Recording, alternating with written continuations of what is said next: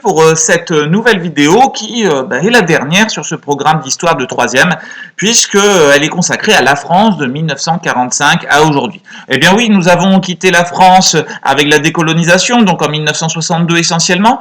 Nous allons revenir un petit peu en arrière pour réévoquer, bien surtout, politiquement, économiquement, l'évolution de la France depuis maintenant 75 ans.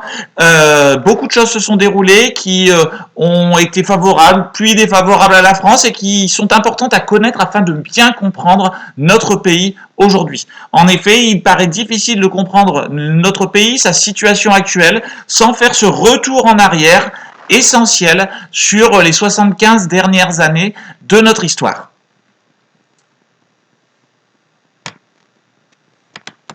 Alors, ici, nous allons nous intéresser en fait à l'histoire de deux républiques. En effet, les 75 dernières années ont été marquées par une courte 4e république que nous allons évoquer, et ensuite par une longue 5e république qui est toujours en cours actuellement, donc en 2020, avec une succession de présidents qui ont marqué de manière différente l'histoire de notre pays. Alors, nous allons commencer par évoquer la situation en 1945. Si vous regardez cette chronologie, 1945, vous avez l'indication GPRF, gouvernement provisoire de la République française. Alors cela nous ramène à la libération du pays. Je rappelle que tout le pays, quasiment sauf Dunkerque, est libéré en décembre 1944, que les résistants vont s'unir afin de remettre en ordre le pays, et c'est le thème de cette première partie, refonder une république sociale, le GPRF, gouvernement provisoire de la République française.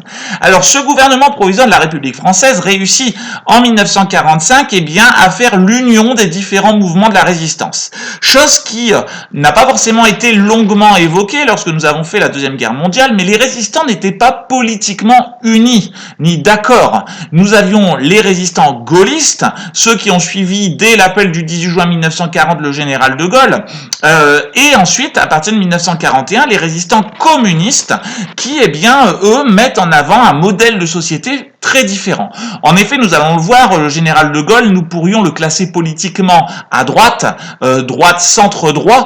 Le gaullisme se place dans ses idées dans le panorama politique de la France. Le communisme, lui, c'est l'extrême gauche. Nous avons déjà étudié le communisme à cette époque-là en URSS. Ce n'est pas du tout la même chose. Néanmoins, 1945, il y a en quelque sorte une union de la résistance. Cette union va se faire avec comme chef naturel le général de Gaulle qui va unir les différents mouvements résistants au sein de ce gouvernement provisoire de la République. Alors néanmoins, la situation est encore très compliquée. Ce n'est pas parce que les Allemands ne sont plus en France, que la guerre en tout cas a quitté le territoire français, que les Français vivent nécessairement beaucoup mieux. Le rationnement va continuer pendant des années. Des tickets de rationnement, il y en aura jusqu'en 1949. Donc la situation ne va pas d'un seul coup devenir incroyablement positive parce que la guerre s'est terminée sur notre territoire et que la France n'est plus occupée. Nous allons aussi devoir gérer le retour des prisonniers de guerre, le retour des déportés, qu'ils soient résistants ou juifs ou tziganes, et remettre en place une France qui n'a pas été une république pendant 4 ans. Il faut s'en rappeler. Le maréchal Pétain et la France de Vichy, ce n'est pas la République, c'est une dictature. Ainsi, il faut remettre en place des institutions démocratiques à ce moment-là. Alors, néanmoins, à partir de septembre, notamment 1944, on ne va pas pouvoir éviter une épuration sauvage. L'épuration sauvage étant en quelque sorte le mouvement de vengeance, il faut le dire, des populations, des résistants sur ceux qui ont collaboré. Alors évidemment, là, je vous ai mis une photographie des femmes tondues, mais c'est aussi des milliers de collaborateurs qui ont été fusillés de manière arbitraire, sans procès, avant qu'arrive l'épuration légale, c'est-à-dire, des jugements de ceux qui ont été, considérés comme collaborateurs. Vous voyez sur le tableau de droite, lors de cette épuration légale, 95 000 personnes furent frappées d'indignité nationale, c'est-à-dire qu'ils perdirent leur droit de citoyen, le droit de vote, ils sont inéligibles, ils sont exclus des fonctions publiques, 25 000 furent condamnés à de la prison, 14 000 aux travaux forcés, 7 000 à la peine de mort, avec 793 exécutions réelles, réel. Il y a eu beaucoup de grâces qui ont été accordées, d'amnistie. Des sanctions de fonctionnaires, 28 000, ce qui représente 1,5% des personnels. Donc l'épuration légale s'est faite de manière suivant la justice et avec on va dire, un peu plus de retenue que ce n'a été le cas de l'épuration sauvage. Au centre, la photographie du maréchal Pétain, qui lui aussi va faire l'objet de l'épuration légale. Il est jugé en 1946, condamné à mort, puis gracié par le général de Gaulle au nom de ses services rendus à la patrie, notamment en 1916 et à Verdun et sur la fin de la Première Guerre mondiale. Alors il s'agit de reconstruire la République et pour ça il va falloir faire une nouvelle constitution, créer un nouveau système. Il va y avoir des élections, d'ailleurs élections où depuis 1944 les femmes ont le droit de vote. Et ces élections vont élire une assemblée nationale constituante, c'est-à-dire chargée d'établir une constitution, un nouveau système, et vous voyez que c'est très partagé. Les communistes ont fait un bond énorme au sein de l'électorat, au sein des élections, tout simplement parce qu'ils ont joué un rôle extrêmement positif au cours de la Deuxième Guerre mondiale par leur résistance. Et donc nous avons une assemblée qui est partagée, qui rassemble des idées politiques très très variées, qui vont devoir se mettre d'accord afin de pouvoir créer un nouveau système. N'oublions pas non plus que nous sommes en 1945-1946, la guerre froide guette, va bientôt apparaître, et les communistes, suivant en cela, le Staline et l'URSS, ont l'idée aussi que la France devienne un système communiste. Nous sommes dans ces problématiques-là. Alors, cette Assemblée nationale constituante va mettre en place plusieurs choses. Tout d'abord, on va profiter en 1944 et 1945 de l'Union nationale dont je vous parlais, de cette période d'accord, pour mettre en place le programme de la résistance. Le programme de la résistance s'appelait les Jours heureux. Et ce programme de la résistance, programme du CNR, Conseil national de la résistance, va mettre en place un État social. C'est très très important parce que c'est la base de notre société, de notre modèle social d'aujourd'hui. Vous avez ainsi de la chronologie qui vous place tout d'abord que le droit de vote va être accordé aux femmes, la création de la sécurité sociale, puis dans le schéma qui est en dessous, la création de l'assurance vieillesse, c'est-à-dire les retraites, la création de la sécurité sociale, l'assurance maladie, la création des allocations familiales, par un système financé par des cotisations, c'est-à-dire des prélèvements ayant lieu sur les salaires des travailleurs et sur les taxes des patrons. Tout cela ayant pour but de permettre à une société plus humaine, plus juste d'apparaître. C'est l'apparition de notre modèle unique au monde à ce moment-là, qui sera copié, qui servira d'inspiration ensuite à d'autres pays, mais vraiment de créer une république sociale qui permettra à l'ensemble de la société de s'épanouir avec des droits garantis tels que les soins, tels que la vie à la retraite de manière digne, l'éducation des enfants permise par les allocations familiales. Tout cela est mis en place par ce GPRF, gouvernement provisoire de la République française. Alors, quelques éléments d'illustration de tout cela. Sur la gauche, fermons la porte à la misère, la sécurité sociale. Tout en bas, la photographie du droit de vote accordé aux femmes. Retroussons nos manches, ça ira encore mieux. Oui, il faut reconstruire le pays, relancer l'industrie. Et également, Renault, puisque économiquement également, ce gouvernement de la République française va être amené à prendre des décisions importantes qui sont les nationalisations à la libération. Il s'agit pour le gouvernement de la République française provisoire de rendre l'économie au service de la France et pas au service de quelques-uns, d'un patronat. Ici, on est dans une idée extrêmement socialiste, voire communiste, de faire en sorte que des entreprises qui étaient privées deviennent publiques afin que les bénéfices retirés soient entièrement au service de l'État et de la population et non pas au service d'actionnaires ou de patrons. On est ici sur de la prise de propriété de l'État sur le privé. Ainsi, vous voyez qu'en décembre 1944, important, les houillères du Nord et du Pas-de-Calais, c'est-à-dire les bassins miniers, les compagnies des mines deviennent publiques. Les mineurs du Nord-Pas-de-Calais vont exploiter le charbon pour l'État, pour la France. Les usines Renault, elles vont être nationalisées car Louis Renault a été un très grand collaborateur pendant la Deuxième Guerre mondiale. C'est ainsi une nationalisation punitive, de punition. Puis Air France, mais également la Banque de France, le Crédit Lyonnais, tout le système bancaire va devenir public, c'est important. L'électricité, le gaz, les charbonnages, donc on en revient au charbon, les sociétés d'assurance, puis les sociétés de crédit, tout ce qui touche à l'argent va devenir public. Il s'agit pour le gouvernement provisoire de la République française de faire en sorte que les secteurs vitaux essentiels de l'économie soient mis au service de la population et non pas au service des bénéfices de patrons et d'un patronat. C'est vraiment un changement total d'orientation de la politique économique.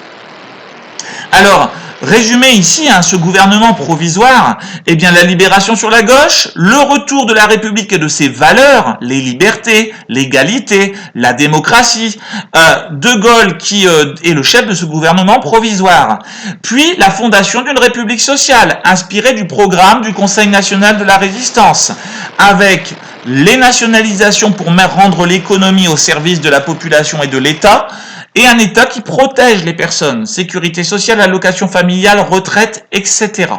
Ce modèle social, eh bien, va être celui qui va perdurer jusqu'à aujourd'hui. Néanmoins, en 1946, il va y avoir une scission, une fracture, une dispute, pourrait-on dire, entre bien les gaullistes et d'autres hommes politiques. C'est la fin finalement de l'union des partis politiques. Le général de Gaulle est en désaccord avec les partis politiques sur le nouveau système qui doit être mis en place. Pour lui, il est hors de question, et je résume ce discours qu'il fait à Bayeux, qui est très important, le 16 juin 1946, alors que l'on fête les 2 ans du débarquement en Normandie et de la bataille de Normandie. Eh bien, pour de Gaulle, l'exécutif, le pouvoir exécutif doit être mis entre les mains d'un chef de l'État, d'un président fort, élu par le peuple. Or, l'essentiel des partis politiques à l'époque, eh bien, veulent maintenir l'importance du Parlement, de l'Assemblée nationale et du Sénat, où s'expriment les partis, justement, où s'expriment, eh bien, les nombreux élus de la nation. Et de Gaulle, eh bien, va en quelque sorte claquer la porte, démissionner, eh bien, de ce gouvernement provisoire de la République française, refusant également de devenir le personnage qui incarnerait cette nouvelle République où le président n'aurait que très peu de pouvoir, puisque le pouvoir serait réellement exercé par le Parlement. Il va créer son propre parti politique, par la suite, se tenir plus ou moins à l'écart de la politique pendant 12 ans, de 46 à 58, parce que le système qui est mis en place en 1946, qui va devenir la 4e République, ne lui convient pas. Ce système est contradictoire avec ses principes, avec ses valeurs, avec l'idée qu'il se fait de la France, et il décide donc de quitter, eh bien, ce système. C'est tout de Gaulle, un personnage de principe, de valeurs, et qui a justement des idées. Et si ces idées ne peuvent être défendues de manière totale, ne peuvent être appliquées, il ne souhaite pas participer, cautionner, accepter de participer à un système qui ne lui convient pas. Alors la 4e République va donc se mettre en place en 1946. C'est un système qui fait la part belle à l'Assemblée nationale, notamment donc au pouvoir législatif. Le président de la République n'est ainsi pas élu au suffrage universel direct, c'est-à-dire que ce ne sont pas les Français qui élisent directement le président de la République. Les Français vont élire les députés, vont élire des conseillers généraux au sein des départements, qui eux-mêmes vont ensuite élire le président. Ainsi, les Français ne sont pas finalement ceux qui décident de la personnalité du président. Ce sont les partis élus par le peuple qui choisit le président. Alors, autre chose importante, donc le suffrage est universel maintenant, hommes et femmes, de plus de 21 ans. La majorité reste à ce moment-là à 21 ans. Alors, dans ce système de la 4e République, qui va s'attacher à la reconstruction du pays, à la relance de l'économie, en suivant la politique qui a été menée jusqu'alors par le gouvernement provisoire, eh bien, va durer pendant 12 années, comme cela peut durer. C'est une période de relativement croissance économique, nous verrons ça par la suite, donc c'est plutôt positif. Nous avons d'abord un premier président, donc élu pour 7 ans, Vincent Auriol, puis il y en aura un autre, élu en 1954, René Coty. Alors ce gouvernement, eh bien, va tenir, ce système, la République va tenir tant que la France ne subit pas de secousses trop importantes. Mais vous le savez, puisque nous avons fait le cours sur la décolonisation, c'est la crise algérienne, la guerre d'Algérie, qui va sonner le glas de cette République, aboutir à la fin de cette République, puisqu'en 1958, après toute une série de crises ministérielles, de crises gouvernementales, le président René Coty se rend compte qu'il ne peut pas gérer la guerre d'Algérie et il va donc faire appel à ce moment-là à celui qui se tient en embuscade depuis 12 ans, qui a fait acte de patience, c'est-à-dire le général de Gaulle, qui va être investi par l'Assemblée nationale et qui sera même doté des pleins pouvoirs pendant 6 mois pour agir, et ensuite, comme il est indiqué sur cette une de journal, dans une procédure expéditive de réforme constitutionnelle, il fera adopter une nouvelle constitution qui donnera naissance à une nouvelle république en 1958. Le général de Gaulle, finalement, se retrouve avec des pouvoirs extrêmement larges pendant un certain temps, et qui va lui permettre de mettre en place le système qu'il voulait mettre en place depuis le début, c'est-à-dire sa République, la 5e. Alors la 5e République va forcément se marquer par l'empreinte du général de Gaulle. Ce n'est pas n'importe qui, nous ne sommes pas face à n'importe quel homme politique, tout simplement, tout court, pas à n'importe quel homme. Vous connaissez son parcours depuis le début du programme de 3e, il a des idées qui sont fortes et qu'il va imposer dans une période qui est souvent vue comme la période la plus heureuse de la République française, aussi parce qu'il va y avoir tout un contexte favorable, nous allons l'expliquer. Alors tout d'abord, le général de Gaulle, vous le savez, donc est investi afin de résoudre la crise algérienne, qu'il mettra tout de même 4 ans à résoudre.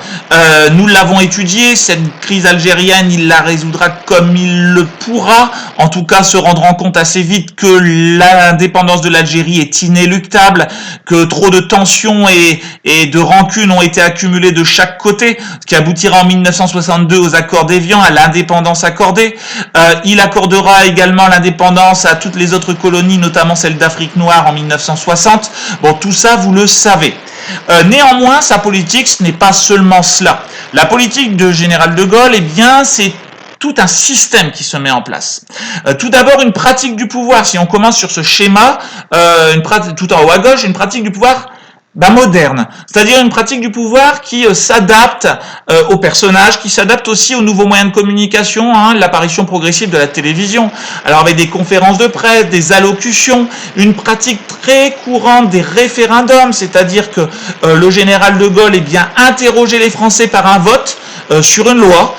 Imaginons, il veut faire passer une loi en particulier, c'est l'idée qu'il porte, et il va s'adresser aux Français pour leur dire « Je vais soumettre au vote mon idée ». Je suis favorable à cette loi, bien sûr, c'est moi qui souhaite qu'elle puisse être appliquée dans notre pays, je vous explique pourquoi, et lors de ce référendum, vous voterez pour oui et me soutenir, ou non pour ne pas me soutenir.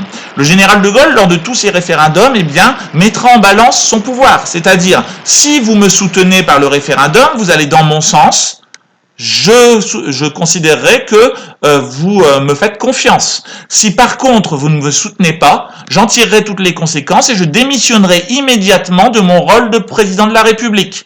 Ainsi, à chaque référendum, c'est en quelque sorte, il met en jeu sa position et pendant des années, il aura le soutien populaire. Ce n'est pas n'importe qui, c'est le héros de la Deuxième Guerre mondiale, c'est un homme de valeur, d'idées également. Alors, il renouvelle la pratique du pouvoir par les déplacements en province et à l'étranger également, une habitude de la rencontre avec la population que les précédents présidents ne faisaient pas, et puis un contact permanent d'une certaine façon avec la France, avec les Français. Alors, il transforme la France avec des réformes institutionnelles. On l'a dit, une nouvelle constitution, un président qui va être élu directement par le peuple en 1962, des réformes économiques pour relancer la France, c'est l'instauration du nouveau franc. Alors peut-être avez-vous déjà entendu parler, vos arrière-grands-parents ou grands-parents, des anciens francs. Oui, c'était avant. Donc là, c'est une réforme du franc à ce moment-là. Alors des mesures sociales, 1967, la légalisation de la pilule contraceptive. Il faut quand même savoir que la contraception était illégale avant 1967. Une politique culturelle pour tous, avec un ministre très important de Charles de Gaulle, qui est l'écrivain André Malraux. Et ensuite, sur la droite, les 3 domaines essentiels.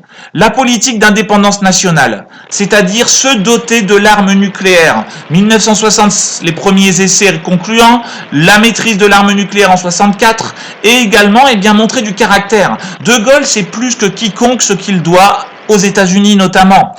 Et depuis 1945, eh bien, la France appartient à l'OTAN, l'organisation du traité Atlantique Nord.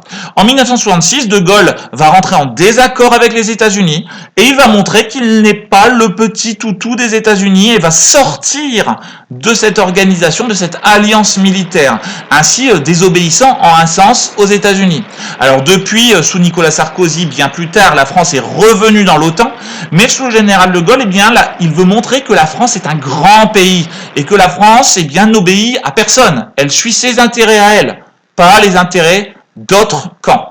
Alors la décolonisation, nous en avons parlé, et enfin la politique européenne. Ces années 60 sont vraiment la mise en place de la politique européenne, la mise en œuvre du traité de Rome qui crée la CE, le marché commun, la politique agricole commune, et puis très important, parce que De Gaulle y tenait, la réconciliation franco-allemande, l'union franco-allemande, l'amitié franco-allemande a été portée par Charles de Gaulle pendant ses années de présidence.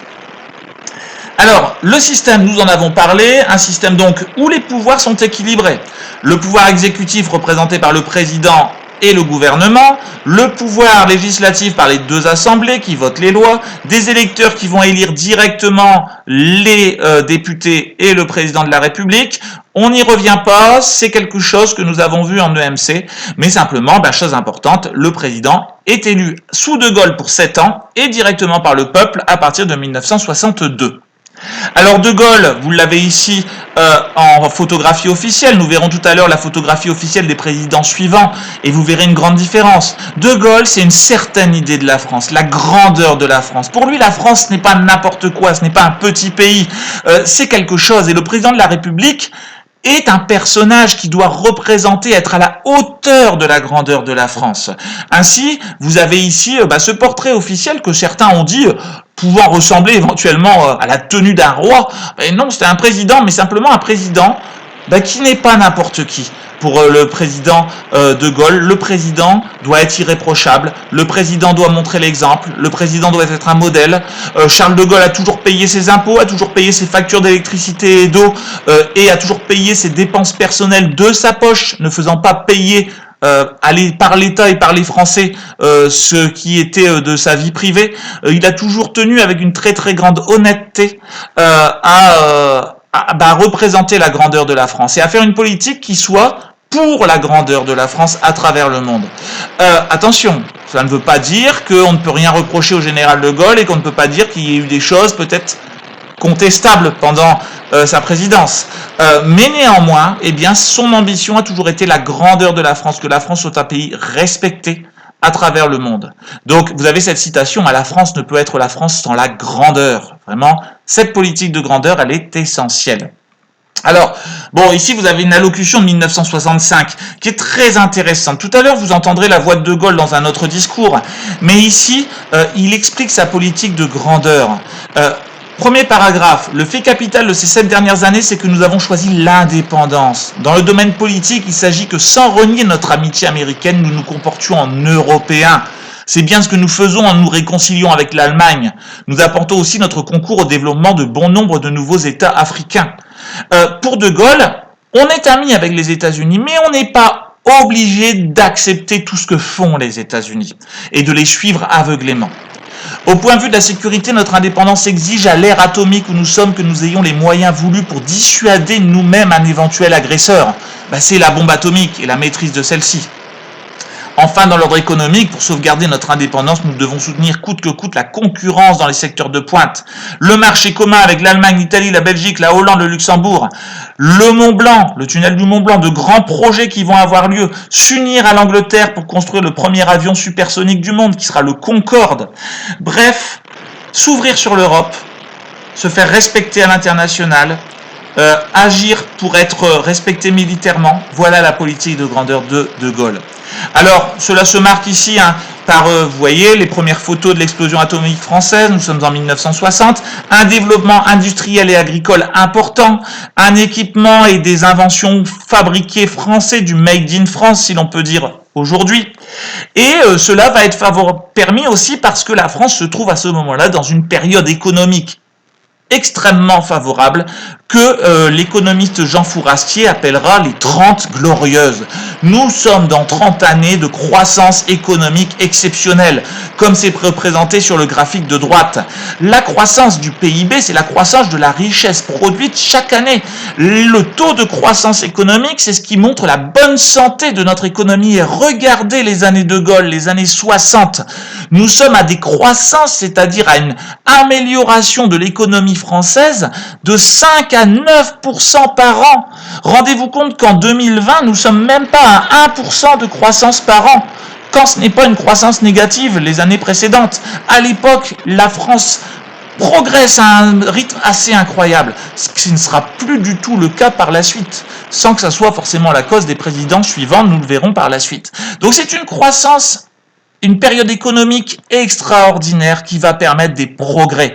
Et ces progrès, ils sont aussi pour les Français, avec un équipement de la France, des Français, des ménages, des familles françaises. Ça va être la diffusion de l'automobile. Ici, vous avez 2 publicités pour la Ariane ou bien la Renault 4, mais c'est aussi la 2 chevaux, par exemple. Vous avez ici des affiches publicitaires pour Moulinex. Alors, avec aujourd'hui un slogan qui paraîtrait totalement sexiste et machiste, mais Moulinex libère la femme. À l'époque, ce n'est pas un vain mot, c'est une vérité. La femme était souvent, mère au foyer, elle devait s'occuper des tâches ménagères pendant que son mari travaillait, et réellement, le progrès technique et le progrès économique vont permettre aux familles de s'équiper. Un réfrigérateur, un lave-vaisselle, une machine à laver, des robots ménagers, une télévision, tout cela va permettre aussi à la femme de ne pas passer ses journées à faire la lessive, à faire le ménage, à être aidée et de libérer du temps qui va aussi lui permettre de travailler et d'être indépendante ainsi de son mari, ce qui va totalement changer et rééquilibrer les rapports hommes-femmes dans la société française. Nous y reviendrons dans une autre vidéo sur ces rapports hommes-femmes. Alors, c'est aussi avec d'abord les 2 photographies en noir et blanc de droite, l'apparition des premiers supermarchés. Croissance économique, amélioration des salaires, apparition sur le modèle des grandes surfaces américaines, des grands magasins français. C'est d'abord en 1960 le premier supermarché, un Carrefour à Sainte-Geneviève-des-Bois, en région parisienne. Et ces supermarchés vont faire apparaître le caddie, vont faire apparaître les caisses, vont faire apparaître une nouvelle manière d'acheter, de consommer. Alors tout cela est rendu permis par la diffusion de l'automobile. Avant l'automobile, on allait acheter au plus près de chez soi. On allait chez son boulanger, chez son boucher, chez son crémier, chez son épicier local de la rue. Et chaque matin, on allait faire ses courses. L'invention de l'automobile avec un grand coffre, l'invention du réfrigérateur qui va permettre à la maison de stocker des marchandises périssables, du lait, des produits frais, va changer les choses. On va pouvoir faire ses courses en grande quantité une fois par semaine. Et donc dans ces grandes surfaces. Je viens sur l'illustration de gauche, c'est une œuvre artistique de Dwan Hanson, Supermarket Lady, qui met aussi en avant l'apparition d'une nouvelle société, la société de consommation, pour le bien et pour le mal également. Une société où acheter devient un acte quotidien, devient un acte essentiel, devient un acte sans lequel certains ne peuvent plus vivre, et qui va entraîner aussi les dérives jusqu'à aujourd'hui de la consommation, de l'achat, de la pollution, de la production à outrance, du gaspillage, etc. Mais c'est autre chose. Alors, sur ces 2 graphiques, tout simplement, voilà, les 30 glorieuses, cette période de croissance économique signifiée par le graphique de gauche, croissance du pouvoir d'achat, c'est-à-dire comment les Français vont pouvoir acheter plus qu'avant. Leur pouvoir d'achat se multiplie par 3 en 20 ans. Ils peuvent acheter de manière incroyable. On leur accorde aussi des prêts. Les banques accordent des prêts parce qu'il n'y a pas de chômage, nous le verrons par la suite. Et ainsi, le taux d'équipement des ménages va exploser. Vous le voyez sur les années 60-70, sur le graphique de droite. 80% des Français auront un réfrigérateur en 1970. 70% auront un téléviseur. 60% auront une voiture. Le téléphone progresse peu à peu. Ainsi, les familles s'équipent, les foyers s'équipent, le confort de vie s'améliore. On est dans une période, un âge d'or qui semble assez incroyable. Alors, vous voyez sur ce graphique, à nouveau, eh bien, l'évolution du taux de chômage. Regardez la partie gauche du graphique. On a un chômage dans les années 60 qui est en dessous de 2% de la population active. C'est un chômage résiduel. Il n'y a quasiment pas de chômage en France. Ce qui n'est plus du tout le cas. Il ne sera plus le cas après 1975. Nous le verrons par la suite. Donc, c'est incroyable. Tout le monde a du travail. On n'est pas obligé d'avoir un diplôme pour avoir un travail. On trouve du travail très facilement, même sans être qualifié. Ce qui a énormément changé aussi, vous le savez, avec votre orientation. Et donc, voilà, période incroyable. Des salaires qui augmentent, qui va permettre la société de consommation. Alors, dans cet âge d'or, dans cette période assez extraordinaire de progrès permanent, eh bien pourtant, les choses vont évoluer au fur et à mesure, eh bien, dans les années 60 vers une situation complexe, nous allons le voir juste après. Tout d'abord, avant cela, le taux d'emploi des femmes, et voilà, c'est ce que je vous disais, cette libération de la femme va permettre à la femme de gagner son indépendance et de se mettre à travailler de manière beaucoup plus importante qu'avant. Avant, elle restait à la maison parce que les mentalités étaient ainsi. La femme reste à la maison, le mari travaille. Mais ainsi, la femme n'était pas indépendante, elle ne gagnait pas d'argent. Tandis que là, eh bien, elle va pouvoir travailler, obtenir l'accord de son mari pour aller travailler, étant donné que les tâches ménagères sont faites et permise aussi par les progrès techniques, et les femmes vont entrer sur le marché du travail au fur et à mesure. Alors je vous parlais de situations qui semblent idéales, qui semblent extraordinaires, mais qui pourtant va se compliquer. Eh bien oui, c'est le choc de mai 1968. À une époque de 30 glorieuses où tout semble bien aller, eh bien pourtant la France va connaître peut-être sa dernière grande révolution. En mai 68, une révolution, va avoir lieu. C'est assez complexe, mais elle a joué un rôle important dans bien des aspects. Alors d'abord, pourquoi se révolter et qui peut avoir envie de se révolter alors que tout semble aller bien? Eh bien, ce sont les étudiants. On se rappelle qu'en 1968, le droit de vote et la majorité s'obtient à 21 ans. Donc en dessous de 21 ans, on n'a pas de liberté d'expression, on n'est pas libre, on dépend des parents. Et en 1968, eh bien, nous allons avoir des étudiants dans l'université de Nanterre, en banlieue parisienne, qui vont commencer une manifestation, une révolte, avec des revendications particulières. Alors, c'est surtout au départ des revendications sur l'évolution des mentalités. On est à une époque où les écoles sont séparées entre garçons et filles, ou même dans les universités, les résidences étudiantes, il y a les résidences des garçons, les résidences des filles. Et on n'imaginerait même pas qu'un garçon mette un pied dans les résidences des filles. On est à cette époque-là, vous pourriez le dire peut-être un peu coincé au niveau des mentalités. On a encore énormément dans la bourgeoisie l'idée que le mariage doit précéder les relations sexuelles, c'est-à-dire pas de sexe avant le mariage. On est évidemment contre la contraception, l'avortement est illégal, les jeunes doivent obéir aux parents et à la société, point à la ligne. Et donc finalement, c'est chez ces jeunes, pas facile à dire, très souvent politisés et qui aiment bien les idées communistes, que va apparaître cette contestation. L'homme que vous voyez en haut à gauche et en bas à droite s'appelle Daniel Cohn-Bendit. C'est un étudiant franco-allemand qui fait ses études à Nanterre et qui va être le leader de cette contestation. Il sera surnommé Danny le Rouge pour deux raisons. Il a les cheveux roux et il était d'idées communistes à cette époque-là. Et au départ, la revendication de ces étudiants, c'est que les garçons puissent aller dans les résidences des filles. C'est-à-dire que les garçons puissent rendre visite aux filles, ce qui va être refusé. Pour le président de l'université de Nanterre, pas question. On n'est pas dans une société qui permet ce genre de choses. Les parents ne confient pas leurs enfants aux universités pour que les garçons et les filles se mélangent. Cela, ce refus, va entrer, et aussi la répression, c'est-à-dire que la police va intervenir pour de manière largement plus brutale qu'aujourd'hui, va intervenir pour écraser ces manifestations, si l'on veut, et renvoyer ces étudiants à leurs études. Et cela va faire grandir la contestation. La contestation qui partait d'une simple demande que les garçons aillent rendre visite aux filles dans les résidences étudiantes, va devenir beaucoup plus large, avec des jeunes qui vont revendiquer la liberté d'expression, qui vont revendiquer le droit de vote, qui vont revendiquer la liberté et le droit de disposer eux-mêmes de leur corps, qui souhaiteraient mettre fin à l'autoritarisme sectarisme de la société, notamment dans l'éducation. Avant 1968, l'usage de la violence dans l'éducation est banal. Nous avons la punition corporelle à l'école primaire, nous avons la punition corporelle au lycée, nous avons une éducation qui est très autoritaire. Au sein des familles, la violence dans l'éducation est relativement courante. Peut-être avez-vous déjà entendu parler de coups de martinet ou de punitions, de coups de ceinture qui étaient donnés aux enfants. Oui, cela existait, c'est vrai. Et donc ces jeunes veulent faire changer la société, veulent faire changer les mentalités, et cela va prendre des proportions incroyables. De Gaulle traite sans doute au départ cette situation de manière un peu légère, c'est-à-dire que il se demande bien ce que peuvent bien vouloir ces jeunes qui ont tout, qui auront tout, qui ne connaîtront pas le chômage, qui auront un bon salaire, qui pourront avoir une voiture à la télévision. Qu'est-ce qu'ils peuvent bien vouloir ces jeunes ? Il va sans doute pas prendre la mesure de l'importance de la contestation néanmoins. Alors d'autant plus que ces étudiants vont peu à peu être de plus en plus nombreux à s'opposer. Et beaucoup d'universités parisiennes, mais ensuite des autres grandes villes, vont s'unir au mouvement des étudiants de Nanterre.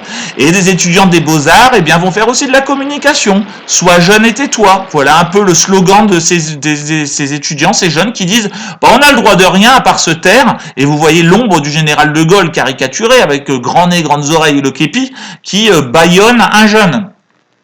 Et les événements vont s'enchaîner. À partir du mois de mars, quand le mouvement naît, jusqu'au mois de juin, la France va connaître 2 mois de paralysie, de manifestations, de grèves, de combats de rue. Les manifestations étudiantes vont prendre de l'ampleur, puis des étudiants qui vont être maltraités par la police dans les manifestations, emprisonnés, matraqués. Les jeunes vont recevoir l'appui des ouvriers bien souvent dirigés par des syndicats communistes. Donc il va y avoir une alliance en quelque sorte communiste dans cette révolte de mai 68 contre le gouvernement de Gaulle. Nous sommes en plein contexte de la guerre froide. Vous vous rendez compte, la France, qui est un grand pays capitaliste, allié des États-Unis dans la guerre froide, qui se retrouve avec une révolte communiste dans son pays, ça semble incroyable. On va compter jusqu'à 7 millions de grévistes en France, avec un pays qui est paralysé, une situation de grève générale qui semble bien compliquée. De Gaulle dit c'est la chienlit, c'est-à-dire c'est le bordel globalement, et les violences vont avoir lieu entre la police et les manifestants. Alors cette photographie est assez représentative de mai 68 avec le jeune Daniel Cohn-Bendit, Danny le Rouge, qui de manière provocante se met devant un CRS et lui rit au nez. C'est l'image de cette révolte de la jeunesse, cette jeunesse qui veut avoir le droit aussi d'exister et qui se fait entendre à ce moment-là. Alors les événements vont évidemment se centrer dans toutes les villes de France, mais c'est surtout à Paris que se passe beaucoup de choses. Néanmoins, attention, il y a des manifestations, des grèves dans toute la France. À Lille, à Arras, on a d'ailleurs même un jeune militant communiste à Arras qui est assassiné. Il va y avoir des morts pendant mai 68, attention, ce n'est pas rien. Donc, nous avons une tension qui va monter au fur et à mesure, et puis avec des étudiants qui vont aussi donner du corps, donner de l'importance à leurs revendications par des slogans. Ils sont créatifs, ces jeunes, avec tous ces slogans qu'on appelle des slogans libertaires, c'est-à-dire qu'ils veulent la liberté totale. Sans doute un peu excessif, mais il est interdit d'interdire. La vie est ailleurs. Soyez réalistes, demandez l'impossible. Le pouvoir aux travailleurs. Alors sous les pavés, la plage qui va rester célèbre parce que en fait les étudiants vont retirer les pavés des rues pour les balancer sur la police, et sous les pavés il y avait du sable qui était posé pour stabiliser le sol. Donc sous les pavés, la plage. Bon, et puis aussi, chose qui est très importante, je m'attarde sur le slogan et l'affiche que vous avez en haut à droite de cette diapo. C'est une affiche qui prouve bien 2 choses. D'abord que ces jeunes qui ont 18 ans n'ont jamais connu la Deuxième Guerre mondiale et ses horreurs. Ce qui explique aussi qu'ils ne respectent peut-être pas le général de Gaulle de la même manière que leurs parents. Pour eux, le général de Gaulle, c'est juste un vieux con, peut-être, dont ils connaissent les exploits passés, mais pour eux, tout ça, c'est de l'histoire ancienne. Et qu'ils n'ont pas connu la Deuxième Guerre mondiale, parce que CRS-SS, Cette affiche qui va être très diffusée à l'époque, s'ils avaient réellement connu des SS, ils ne diraient pas que les CRS, c'est-à-dire la police d'intervention de l'époque, était l'équivalent d'un SS. Il n'y a rien à voir, mais néanmoins c'était pour montrer un refus de la violence qui était pratiquée par la police face à leur mouvement de révolte, aux manifestations, aux grèves, aux occupations, etc. d'universités et d'entreprises par la suite. Alors voilà, d'autres affiches, hein, votez toujours, je ferai le reste. Voilà ce qui permettrait de mettre en avant le supposé autoritarisme du général de Gaulle. Voilà, CRSSS, on y revient. Voilà, autre affiche, le point de non-retour, où un point vient s'écraser sur le visage caricaturé du général de Gaulle. Là où nous en sommes, nous ne voulons plus de Gaulle. Voilà ce que disent les manifestants. Et voilà, toute une série d'expressions libres qui va apparaître pendant ces 2 mois où finalement le pays est paralysé, le pays est bloqué, et on a l'impression qu'on est vraiment dans une révolution, à l'aube d'un grand bouleversement, à l'aube de grands changements. Alors, cela aurait pu arriver, très certainement. De Gaulle, à un moment donné, pense avoir perdu le contrôle de la situation face à tout ce qui se déroule. Nous allons le voir par la suite. Mais la France tangue, la France vacille à ce moment-là.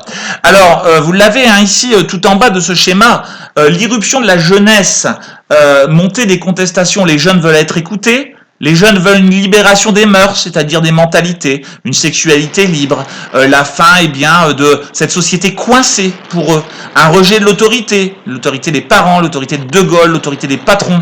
On est aussi, si vous regardez la partie gauche, à une époque où les jeunes aussi se politisent. Donc nous sommes il y a eu la guerre d'Algérie, puis ensuite il y a eu la guerre du Vietnam, à laquelle ne participe pas la France, mais où les États-Unis sont présents, et les jeunes sont pacifistes à ce moment-là, influencés par des mouvements qui sont apparus aux États-Unis, le début des hippies, dont nous allons reparler par la suite. Donc, voilà, il y a plein de raisons qui font que mai 68 va exploser. Les jeunes sont à l'origine de ce qui se passe, puis les ouvriers, les syndicats communistes profitant de la situation, vont chercher à obtenir des avantages. Ce sera le cas d'ailleurs, ils vont bloquer le pays. En tout cas, c'est un exemple de révolution, dernière révolution en France. Alors, autre slogan, voilà, interdit d'interdire, une université qui ne serait pas réservée aux bourgeois. Très intéressant, les 2 affiches ici, hein, la police vous parle tous les soirs à 20h. Bah oui, à la télévision, il n'y a qu'une chaîne de télé, qui s'appelle l'ORTF, et elle est gérée par l'État, par le gouvernement. Pour les jeunes, ça veut tout simplement dire qu'il n'y a pas de liberté d'expression et que la censure est omniprésente, qu'on enfonce la croix de Lorraine de Gaulle dans la tête des gens, que les gens ne sont même pas libres de penser librement. Et donc tous ces slogans, voilà, ne travaillez jamais, il est interdit d'interdire, bon, élection piège à con, voilà, un refus de la société telle qu'elle existe. Alors tout le monde en mai 68 n'est pas nihiliste, c'est-à-dire n'a pas la volonté de tout détruire sur son passage et de mettre fin à toutes les règles, mais c'est un peu un ras-le-bol en tout cas, voilà, les choses vont monter, les tensions vont monter jusqu'à des violences ici, hein, que je peux vous présenter, des violences entre les policiers, les étudiants et les manifestants qui jettent les objets du mobilier urbain, les pavés sur la police, et le général de Gaulle, à la fin du mois de mai 68, après avoir très certainement hésité à démissionner, il disparaît pendant 2 jours et se rend en Allemagne. Il se rend en Allemagne pour consulter les grands généraux de l'armée. Lui, ancien militaire, forcément connaît les généraux de l'armée, et il va s'adresser à ces grands généraux de l'armée. Il veut être certain qu'en cas de guerre civile, si une guerre civile éclatait, que l'armée le soutiendra. Donc il y va en Allemagne, à Baden-Baden, rencontrer les grands généraux de l'armée, et il revient à Paris et va s'exprimer à la radio française. Tout le monde écoute ce jour-là de la fin mai 1968 le général de Gaulle qui parle aux Français, discours demeuré très célèbre que je vous laisse regarder et écouter le général de Gaulle. Vous remarquerez toute la colère, la détermination dans son discours, et c'est la décision qu'il prend à ce moment-là face à cette situation. Écoutez bien, ça dure à peu près 3 minutes. Je ne me retirerai pas. J'ai un mandat du peuple, je le remplirai. Je ne changerai pas le Premier ministre.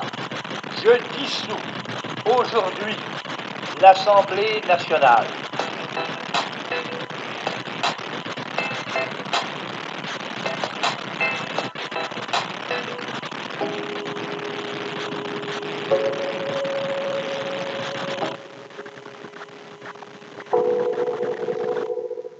français, étant le détenteur de la légitimité nationale et républicaine, j'ai envisagé depuis 24 heures toutes les éventualités sans exception qui me permettraient de la maintenir. J'ai pris mes résolutions. Dans les circonstances présentes, je ne me retirerai pas. J'ai un mandat du peuple, je le remplirai. Je ne changerai pas le Premier ministre. Je dissous aujourd'hui l'Assemblée nationale. Quant aux élections législatives, elles auront lieu dans les délais prévus par la Constitution, à moins qu'on entende bâillonner le peuple français tout entier en l'empêchant de s'exprimer, en même temps qu'on l'empêche de vivre, par les mêmes moyens qu'on empêche les étudiants d'étudier, les enseignants d'enseigner, les travailleurs de travailler.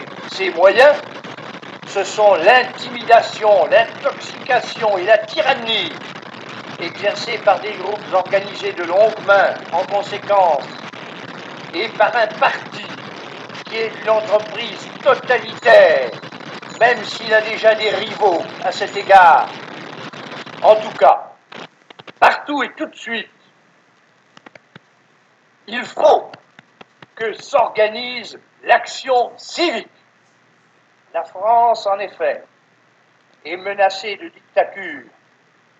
On veut la contraindre à se résigner à un pouvoir qui s'imposerait dans le désespoir national. Lequel pouvoir serait alors évidemment essentiellement celui du vainqueur, c'est-à-dire celui du communisme totalitaire. Naturellement, on le colorerait pour commencer une apparence trompeuse en utilisant l'ambition et la haine de politiciens au rencard, après quoi ces personnages ne pèseraient pas plus que leur poids, qui ne serait pas lourd. Eh bien non, la République n'abdiquera pas, le peuple se ressaisira, le progrès, l'indépendance et la paix l'emporteront avec la liberté. Vive la République, vive la France!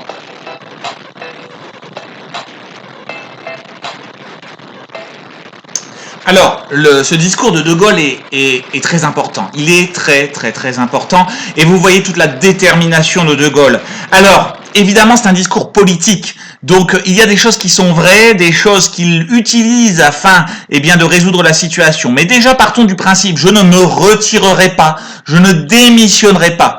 De Gaulle dit, j'ai été élu démocratiquement par une majorité de Français, et ça il ne faut jamais l'oublier. Un président a été élu et plus de 50% des Français ont voté pour lui. Il est donc légitime, son pouvoir n'est pas contestable, personne ne peut dire il ne mérite pas d'être président, il ne doit pas être président. Il a été élu, il a été choisi. C'est ce que dit De Gaulle, et De Gaulle dit d'ailleurs que il y a peut-être 7 millions de grévistes, mais qu'il pense que la France, c'est aussi plus de 45 millions d'habitants. Et que, oui, il y a beaucoup de monde dans la rue, mais que ce n'est pas tout le monde. C'est ça que De Gaulle aussi veut dire. Tous les Français ne sont pas favorables à tout ce qui se passe à ce moment-là et aux violences qui se déroulent entre la police, l'État et ses révolutionnaires. Et De Gaulle cible clairement un ennemi, le Parti communiste. Et effectivement, il est clair que le Parti communiste, en mai 68, a voulu jouer son rôle, a voulu s'emparer du pouvoir. Et De Gaulle, dans son discours, évoque, sans le citer, la guerre froide. Et oui, nous sommes en guerre froide. Et que le communisme, c'est l'URSS. Que le communisme, c'est la dictature. Que le communisme, c'est le régime totalitaire. Et cela est vrai. L'expansion du communisme à cette époque-là, elle est réelle. Et sa volonté d'expansion est réelle. Ainsi, il le dit, si ces gens, ce parti politique, dont il ne cite au départ pas le nom, s'emparer du pouvoir, au début, il ferait comme s'il n'était pas dangereux, comme s'il n'était pas anti-républicain, mais ensuite, il le deviendrait, forcément. Ainsi, De Gaulle dit, la solution, c'est que je ne me retire pas, je ne démissionne pas, je dissous l'Assemblée nationale. C'est-à-dire que je renvoie tous les députés qui ont été élus et j'organise de nouvelles élections. Et les Français vont montrer dans les urnes, par le vote, qui, il faut le rappeler, est le moyen d'expression numéro 1 dans une démocratie, ce qu'ils veulent. Alors, ce coup de poker de Gaulle, qu'il tente en sachant que, clairement, il dit aux manifestants et aux grévistes, non, je reste là, je suis là et je suis contre vous. Bon, il sait qu'il a l'appui de l'armée, au cas où les choses dégénéreraient vraiment, et surtout il sait qu'il a l'appui du droit. La République et la démocratie sont dans son sens, de son côté. Les choses ne se font pas comme ça dans une démocratie. Et cela fonctionne. C'est-à-dire que le lendemain de ce discours, des millions de Français qui jusqu'ici ne manifestaient pas, des gens qui n'ont rien à voir avec les étudiants, les ouvriers communistes, les syndicats, eh bien vont aller manifester dans les rues avec le drapeau bleu-blanc-rouge pour soutenir le général de Gaulle. Le pari qu'il a fait va fonctionner. Oui, il y avait des gens qui étaient contre lui, mais il y en a énormément aussi qui le soutiennent. Et les élections d'ailleurs de juin 1968 vont donner une très très large majorité aux gaullistes, c'est-à-dire au général de Gaulle. Preuve que la France n'était pas majoritairement pour tout ce qui s'est déroulé au cours de mai 68, même si une partie de la France voulait des évolutions, mais qui n'était pas tout le communisme et la transformation économique du pays. Peut-être, par contre, ce qui restera le plus, ce sont la volonté d'évolution des mentalités. Nous y reviendrons. Alors, les conséquences de mai 68. Bon, de Gaulle reste au pouvoir. Il y a des accords appelés les accords de Grenelle, où il y a des accords trouvés avec les syndicats. On augmente les salaires, on réduit la durée du temps de travail, on reconnaît les droits syndicaux. On va créer le SMIC qui est le salaire minimum qui va être augmenté. Et puis, donc, la dissolution de l'Assemblée nationale à ce moment-là. Alors, les conséquences quand même qui vont apparaître, c'est des évolutions sociales, des évolutions culturelles. On va mettre en valeur d'autres choses que ce qui existait avant. Alors la libération sexuelle, c'est évident. Il va y avoir des évolutions dans la sexualité, dans les mentalités en lien avec la sexualité, notamment évidemment chez les jeunes. On va avoir l'apparition d'un féminisme de plus en plus fort, des mouvements de défense des droits des homosexuels. Je rappelle qu'en 1968, l'homosexualité est punie par la loi. C'est un délit. La fondation d'organisations pacifistes, comme Médecins sans frontières, les changements dans l'éducation surtout, vraiment dans la pédagogie scolaire, la fin de la violence éducative dans les familles. Je rappelle qu'aujourd'hui la fessée est interdite. À l'époque, c'était pas ça dans les familles, quand même. On était sur autre chose en termes de sévérité. Et à l'école aussi, avec la fin de la punition corporelle, par exemple. Donc, les choses vont évoluer, même si rien peut-être ne sera plus pareil qu'après mai 68, parce que malgré tout, le discours soit ceux qu'on a appelés les 68ards, ceux qui ont soutenu mai 68, va marquer les mentalités, va faire comprendre qu'une évolution est inéluctable aussi, que les mentalités doivent changer, ça c'est certain. Donc il y aura des conséquences qui viendront les années suivantes, au fur et à mesure également. Alors évidemment, les étudiants qui retourneront, on est aussi au mois de juin, il y a des examens à passer, il y a le bac à passer pour les lycéens, donc on retourne aussi pour se rattraper un petit peu au déroulement de l'année. Les évolutions, même si ici on vous intoxique en parlant de la radio, de la télé, ça évoluera aussi. Plusieurs chaînes apparaîtront dans les années suivantes, des chaînes privées qui ne seront plus des chaînes d'État. Dans les années suivantes, on aura une radio qui sera plus libre également. Donc cela fera évoluer les choses. Mais les choses n'évoluent jamais de manière brutale. Elles évoluent aussi, surtout dans une démocratie, au fur et à mesure. Alors voilà, les moutons retour à la normale. Bon, ça sera la représentation de la part des étudiants. Néanmoins, le général de Gaulle, ça a été dur pour lui. Il s'est rendu compte aussi qu'il était devenu un vieil homme et que peut-être il ne comprenait plus les Français comme il les comprenait par le passé. Et qu'il y avait une cassure en quelque sorte entre une partie des Français et lui. En 1969, après un référendum qu'il a tenté, où les Français ont voté 53% non, c'est-à-dire qu'ils n'ont pas soutenu la mesure que voulait mettre en place le général de Gaulle, il décide de démissionner. Ça restera le seul président de la République qui démissionne. Et il démissionne selon les règles qu'il avait fixées dès le départ. Le jour où vous ne me soutiendrez plus, et qu'une majorité d'entre vous ne me soutiendra plus, par un vote, je m'en irai. Et c'est ce qu'il fait en 1969. Alors, il mourra un an plus tard, donc en 1970. Ce sera un grand moment d'émotion. Le général de Gaulle, attention, mai 68 a été très difficile pour lui, mais c'est un personnage, un très grand personnage de l'histoire de France, réellement. Alors, je reviens un petit peu sur les évolutions de mai 68, parce que ce qui s'est passé en France a aussi été inspiré par ce qui se passait aux États-Unis à la même époque, l'apparition de certains mouvements hippies.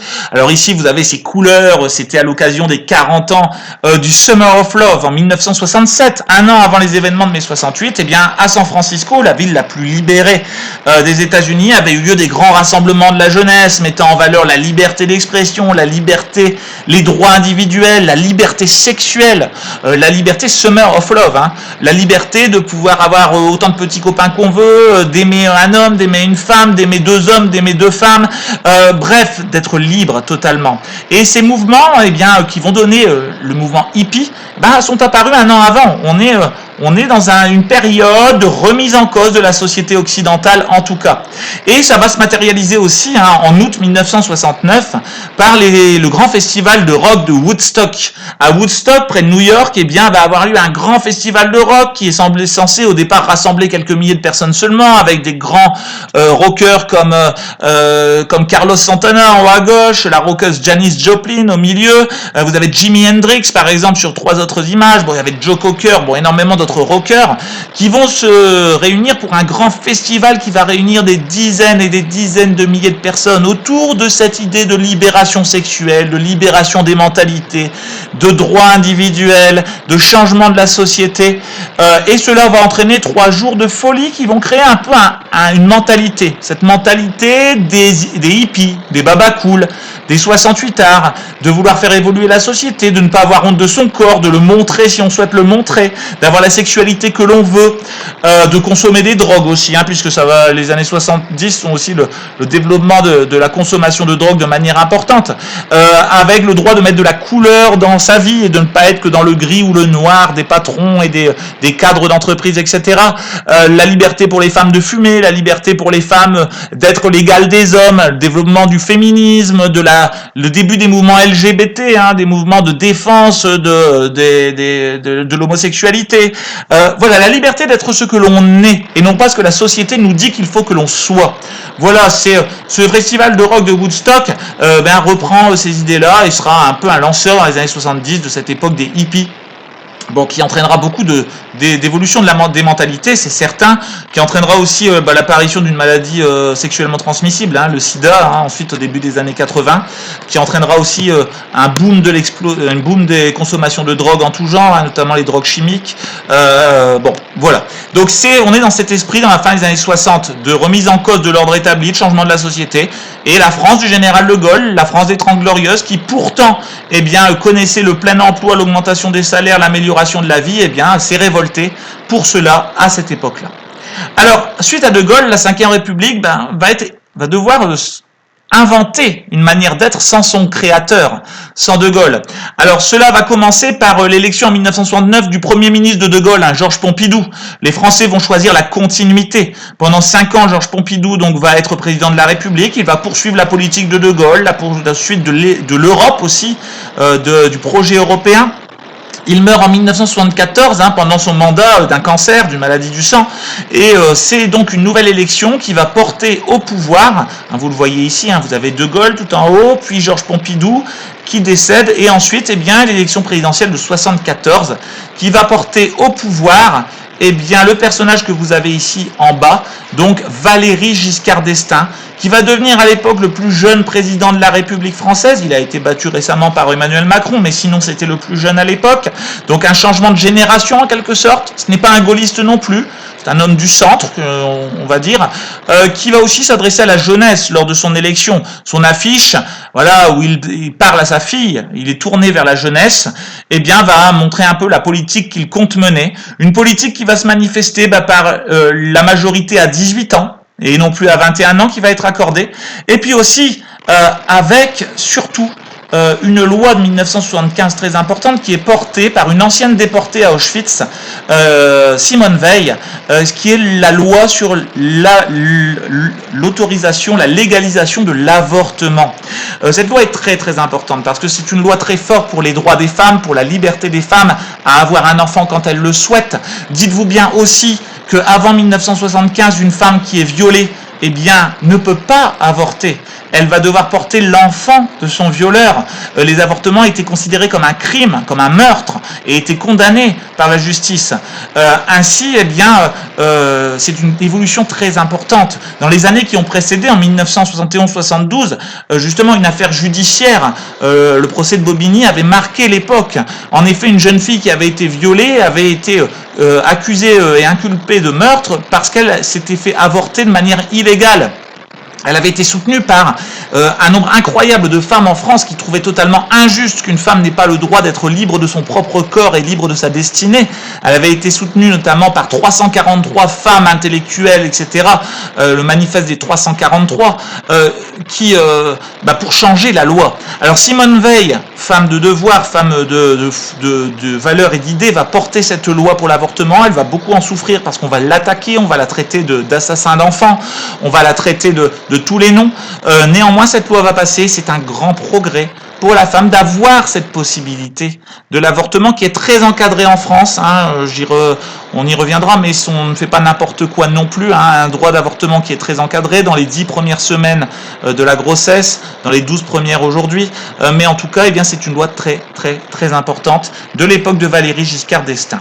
Néanmoins, le septennat, c'est-à-dire les 7 ans de Giscard d'Estaing, sont marqués aussi par une dégradation de la situation économique. Et cette dégradation de la situation économique, vous la voyez très clairement sur le graphique de gauche, qui est le prix, sur la courbe en noir, le prix du baril de pétrole. Depuis les années 50, notre société s'est forgée autour de pétrole comme source d'énergie, pour le carburant, pour le plastique, pour plein de choses. Et ce carburant n'était pas cher.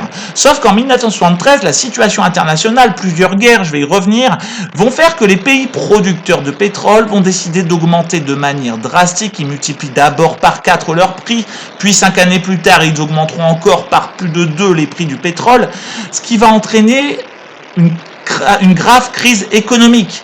Vous le voyez sur la... Alors, on va appeler cet événement-là le premier choc pétrolier. Le choc pétrolier. Il y en aura 2, un en 1973, un en 1979. Et vous avez la une de ce journal Centre Presse. Tout va être plus cher. La totalité de notre économie touchée par la hausse du pétrole. Eh bien oui, tout était basé sur le pétrole. Et le pétrole n'était pas cher. S'il devient cher, eh bien les entreprises vont gagner moins d'argent. Si elles gagnent moins d'argent, elles vont peut-être baisser les salaires, elles vont peut-être licencier. En tout cas, la situation économique va se dégrader. Et ici, vous pouvez le voir sur ce montage, les crises pétrolières qui sont liées à plusieurs choses. Une guerre au Proche-Orient entre Israël, l'Égypte et la Syrie. Nous avons également des décisions qui sont des décisions politiques avec la guerre froide qui vont faire que les prix du pétrole vont augmenter de manière très importante.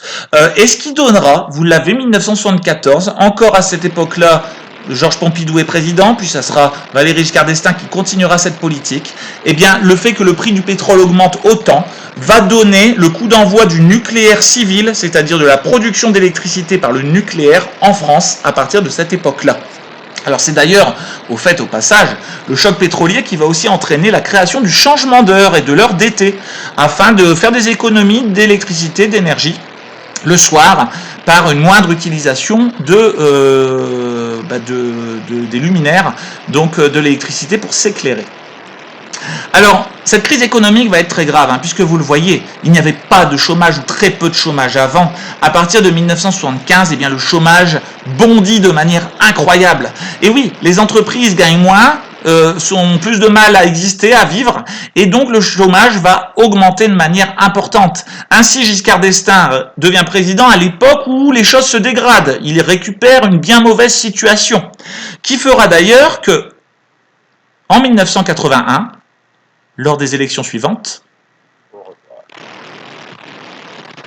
Valéry Giscard d'Estaing sera battu par François Mitterrand aux élections et nous gratifiera de ce magnifique au revoir après avoir été battu. En effet, en 1981, le chômage est très important en France, la crise économique bat son plein et les Français vont choisir d'élire pour la première fois un président de la République socialiste, c'est-à-dire de gauche. Nous sommes encore dans la guerre froide et pourtant on va élire un socialiste, on n'est pas très loin du communisme. D'ailleurs, des communistes vont le soutenir par la suite. Donc François Mitterrand. François Mitterrand, dont vous voyez ici la fiche de campagne, va renouveler le style du président de la République et va aussi lancer de grands changements de société. Alors ces grands changements de société, vous les avez ici. Nous allons avoir au niveau économique à nouveau des nationalisations d'entreprises et de banques, des banques privées, des entreprises privées qui vont devenir publiques. On n'est pas loin du communisme à nouveau. Au niveau judiciaire, très important, la suppression de la peine de mort. C'est le ministre de la Justice, Robert Badinter, personnage très important, qui va donc permettre la suppression de la peine de mort. Je rappelle qu'elle a été choisie afin d'abord d'être plus humain, mais aussi suite à la décapitation et au fait d'avoir guillotiné des gens dont on n'était pas sûr de la culpabilité également, donc ce qui n'était quand même pas rien. Et évidemment, nous sommes dans un gouvernement avec un président de gauche, socialiste, donc avec des mesures sociales. Augmentation très importante du SMIC, la semaine de travail qui baisse à 39 heures, 1 heure en moins, une 5e semaine de congé payé, la retraite à 60 ans. Bah, tout ça, ça coûte cher, donc on va aller chercher l'argent chez ceux qui en ont, chez les riches. Création de l'impôt sur les grandes fortunes. Et au niveau culturel, eh bien, des radios libres. Les radios ne seront plus gérées par l'État, ce qui permettra plus de liberté d'expression. Et la création de la fête de la musique, la culture pour tous, d'une certaine manière. Donc, une politique qui va vraiment changer beaucoup de choses, qui va coûter cher à l'État, mais qui va transformer un peu les modes de vie également. Alors, François Mitterrand va être président 2 fois, il est réélu en 1988, il va être 14 ans président, ce qui est le plus long mandat, la plus longue durée, ça ne sera jamais battu, puisque en 2000, le mandat du président est passé à 5 ans, mais en tout cas, il est président 14 ans parce qu'il est réélu en 1988, après avoir connu, pour la première fois, une cohabitation, c'est-à-dire que si vous regardez bien ce tableau, en 1981 jusqu'en 1986, les premiers ministres de François Mitterrand sont de son parti politique, ils sont de gauche, mais en 1986, il perd les élections et donc il va devoir avoir un président et un gouvernement de droite qui sera dirigé par Jacques Chirac. Cela ne l'empêche néanmoins pas d'être élu en 1988 et il le sera jusqu'en 1995, 14 ans, ce qui est très important. Donc l'élection de 81. Alors en 1995, c'est Jacques Chirac qui est élu président de la République. Alors il tentera de changer certaines choses. Déjà, nous allons le voir à partir de 1995, il y a d'autres impératifs qui apparaissent, comme l'impératif de faire des économies. Donc il tentera une réforme des retraites qui échouera. Il supprimera le service militaire en 1997 pour faire des économies surtout, parce que l'État doit économiser de l'argent. Ça sera sous son mandat aussi que le président passera d'un septennat, c'est-à-dire d'une élection pour 7 ans, à 5 ans, un quinquennat en 2000. Jacques Chirac sera réélu en 2002 et il sera donc président 12 ans jusqu'en 2007. Relativement peu de choses à dire sur ces 12 ans de pouvoir, si ce n'est d'un président qui laissera une bonne image aux Français, même si lorsqu'il était président, les gens ne l'aimaient pas plus que ça non plus. En 2007, c'est Nicolas Sarkozy qui sera élu et il sera président jusqu'en 2012. On se souvient de politique de réforme des retraites, de l'âge de la retraite qui passera à cette époque-là à 62 ans, toujours dans l'idée de faire des économies.